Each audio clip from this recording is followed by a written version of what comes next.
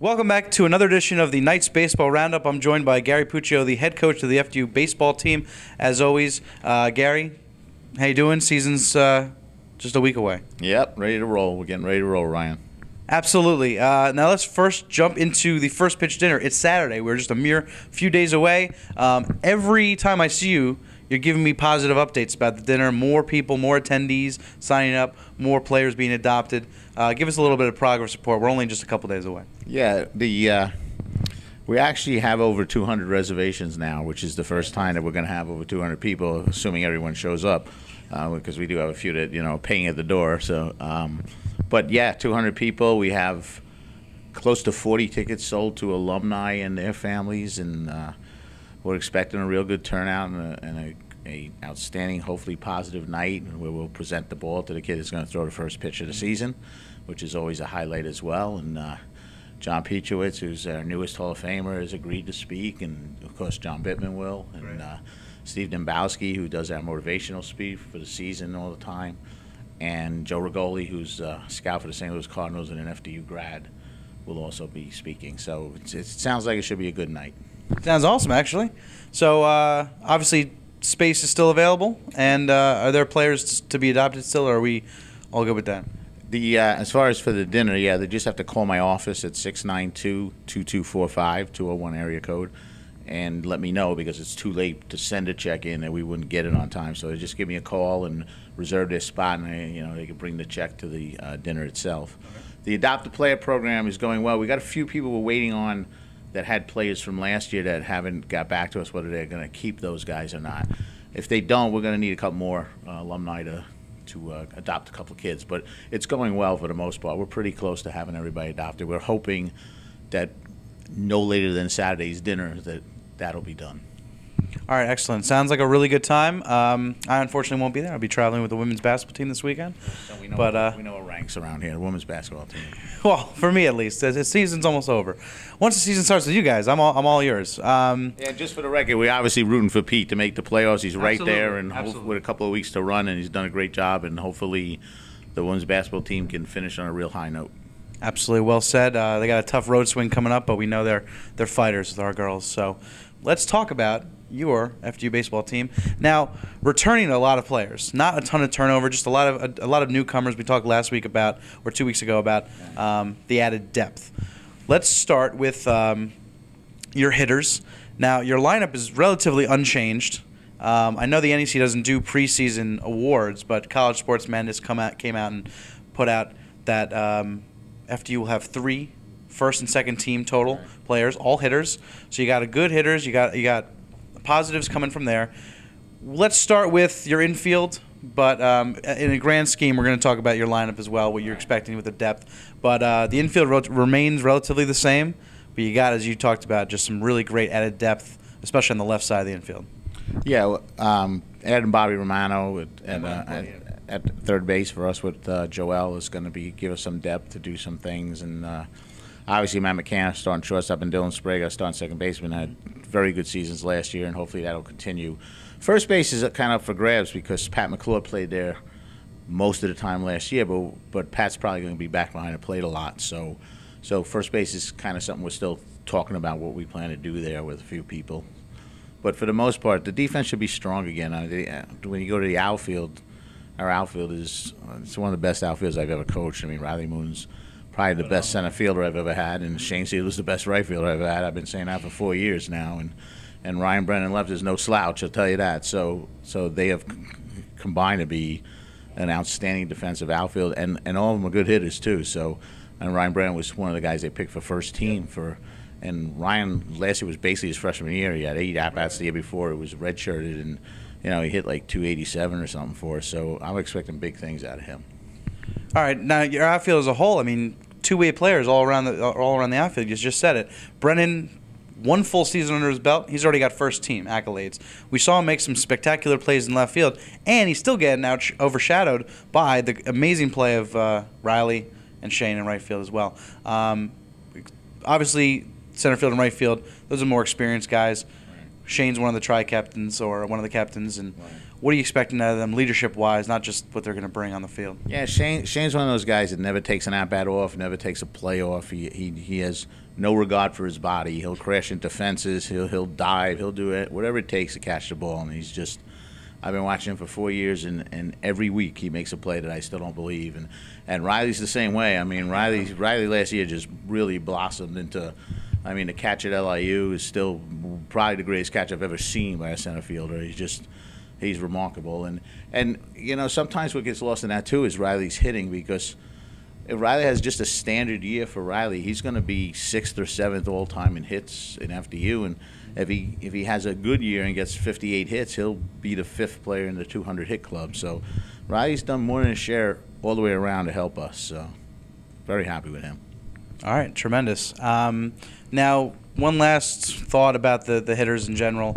Have you noticed between last year and this year, have you noticed any differences, any tweaks that some players have made to their game, to their swing, that you're expecting big things? Or are you still waiting to see that as we get closer to the season? I think we brought in a good, as we mentioned, last show, we brought in a good group of freshmen that I think are going to definitely help our depth with offense, and that's important. And, offensively, I should also mention John Giacchis, who was our DH last year, led the team in hits. And, John looked like he's swinging the bat well and doing a lot of good things. So, the lineup should be basically, as you said, I mean, we lost one kid from the lineup, that's it. And basically the team's back, and they got a whole year's experience under their belts, and they played a lot of close games, and you hope that those close losses will now become wins, that instead of losing 3-2, that now you win it 4-3, because the offense should definitely be better. And before we move on to the pitchers, we know that Ryan Brennan won the accolade for first team, but also John Giacchis and Dylan Sprague earned second team accolades from College Sports Madness. All three had tremendous years at the plate. Going to continue this year, you assume. Now let's talk about the pitchers before we get to the bullpen. Pitchers, a bit of turnover, lost some. You have some new faces, but what are you expecting out of some of the pitchers that are returning and some of the newer faces that you're looking for help? I'll match Joe Borelli and Logan Friday against anybody in our conference. I mean, they have been super. Joe's been pitching here in the conference for 4 years. He's been a star for us every single year, and will continue to do so this year. He always takes the ball, and he was hurt a couple of years ago and still kind of pitched through it, and he's a trooper, and expect nothing but good things from him. And Logan, Logan got hurt last year. He had pitched 3 starts. He had an ERA in the low 3s. His freshman year, he was outstanding as a freshman. Went from the bullpen to like the 10th man to becoming innings that counted, and then becoming a starting pitcher, and then a conference starting pitcher for us. So he really blossomed his freshman year, and he's. We expect big things out of Logan. Will always keep you in the game. And what I like about both of them is they have a mentality of that they're very hard to beat, and they're going to give you 100%, and they're going to come out there and compete. And that's what we need to do more, is compete. And the younger pitchers, the other pitchers can learn from them. The other starting pitchers, like Ryan McGrath will be probably starting for us this year, and Ryan's pitched out of bullpen. He actually came in last year and did a super job against Wagner. Mm-hmm. Got 2 wins out of bullpen last year for us, and hopefully he'll help make a difference, because he's got that same bulldog mentality that we like. And then Joe Flack, who was 1-8 last year despite pitching 6 starts in a row with 3 runs or less and losing all 6 of those, which is mind-boggling that you could lose 1-0, 2-1, 6 in a row. We talked about it constantly in the shows last Absolutely, yeah, absolutely incredible. And that was his freshman campaign. And I've told him, just pitch the way you pitched last year with the way the offense should be this year. The results keep coming. Right, you're going to be a 500 pitcher just on that alone. So we got good hope. I mean, the pitching isn't quite where we want it to be starting pitching-wise yet, but hopefully that'll come. It's probably the thinnest position of the team, but are you looking at any other young players, others to come in the depth if needed, or anyone that has shown signs in practice of being that 5th guy or the 6th guy getting that call? Yeah, Nick Cuno was a starter for me as a freshman, and he did a real nice job, and then he ran into some difficulties last year, and he seems to be rebounding real well, and we're going to obviously give him the ball early in the season. That's one thing great about playing 20 non-conference games before you get to the league, is you get a chance to, not that you're not trying to win, you are trying to win every non-conference game, but you're also trying to find out things about your team, and that's going to be my opportunity to figure out what we're going to do at first base and to figure out pitching-wise, can Nick go back to being a league starter for us, and can we use him in long relief? Can we depend on him because Nick's filled a lot of roles here over the 3 years he's been here, so this is his third year, and I'm counting on him rebounding for us. I think baseball offers more than any other sport, really, all those opportunities in the out-of-conference schedule to really tweak your team to perfection before heading into NEC play. Now let's finish with the bullpen. You got obviously the all-time FDU saves leader, Eric Snyder, closing things out. Tremendous year last year, one of the captains. But talk about some of the setup men you have, some of the middle relief. You got experienced relievers coming back that you can trust before you get into Snyder. We also got a bunch of pitchers coming in, some new faces that FDU fans have not seen before. Just talk about that depth and as well also what you're expecting at Eric Snyder this year. Yeah, we added Justin Esteves. I always say his name wrong.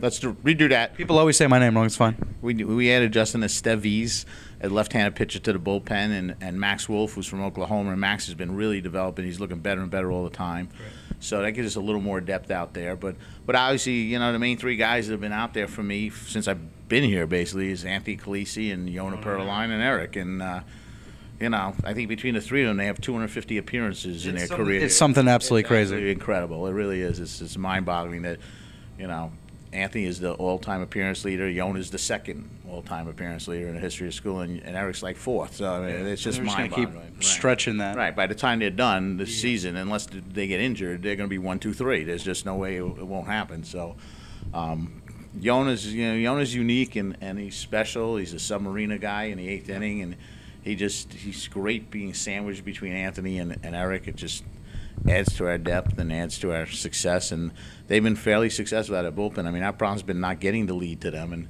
hopefully, like I said, with a little better offense. Last year we scored 3 runs or less in 60% of our games. We're hoping that changes this year, and if we can score a few more runs and give the ball to these guys with the lead, they've shown in the past that they hold the lead.